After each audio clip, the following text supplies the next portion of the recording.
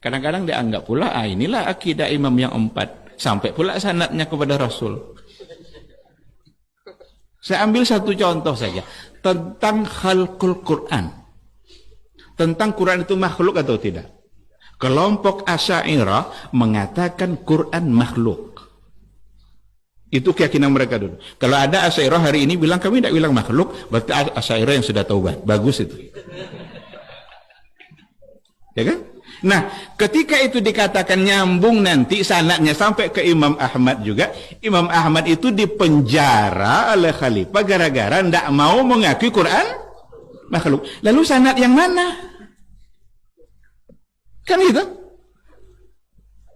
Kan disebutnya kan Asy'ari itu belajar nanti dari muridnya Imam Ahmad, yang tentu saja muridnya ngambil langsung dari Imam Ahmad. Imam Ahmad ngambil pula dari Imam Syafi'i karena dia adalah murid Imam Syafi'i. Nanti sampai tabi'in sampai pada Rasul. Satu contoh itu saja dulu. Satu contoh saja.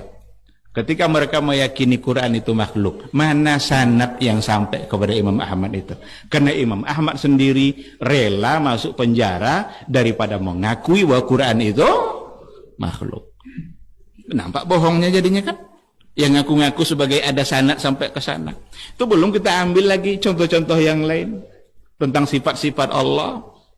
Karena imam yang 4 itu punya akidah yang sama. Mereka berbeda dalam persoalan furu'iyah, masalah fikih. Betul.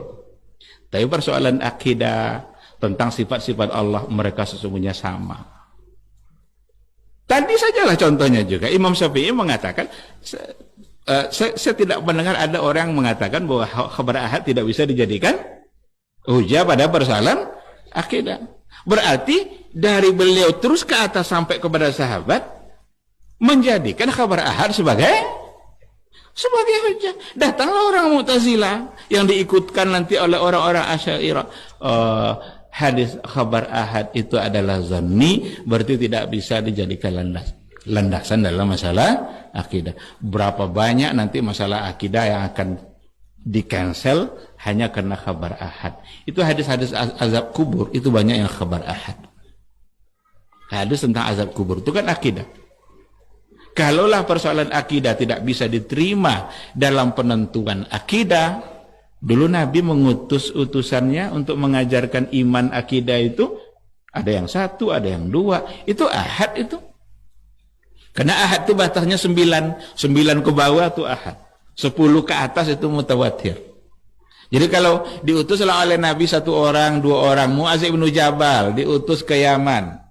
Ya Mu'az, innaka sata'ti qauman min ahlil kitab. Kamu akan datangi itu orang itu mereka ahlul kitab. Berarti sudah punya keyakinan dia kan? Ajak mereka beriman kepada Allah. Dan itu juga gambaran bahwa ahli kitab itu berarti menyimpang. Karena Nabi suruh agar ajak kembali mereka kepada akidah yang benar. Nah hari ini orang ingin mengajak kita meyakini bahwa semua agama sama. Dari mana logikanya gitu? Karena Nabi saja menyuruh ajak mereka balik itu. Qul ya ahlal kitab ta'alu ila kalimatin sawa. Kalau sudah diajak kepada kalimatin sawa, berarti mereka sudah punya kalimat yang tidak sawa. Kan itu? Berarti mereka sudah menyimpang kan? Tidak mungkin kita anggap itu sama. Jadi ajakan untuk meyakini semua sama itu tidak bisa dibenarkan. Ajakan saling menghormati betul. Itu wajib. Karena kita sesama manusia hidup di dunia wajib saling menghormati. Akidah harus saling kita hormati. Mereka Yahudi, Nasrani saling menghargai. Tapi menganggap mereka benar bisa membuat kita menyimpang dari keyakinan kita sendiri. Dan betapa bodohnya kita kalau mengakui mereka benar. Sebab mereka juga enggak mengakui kalau kita benar.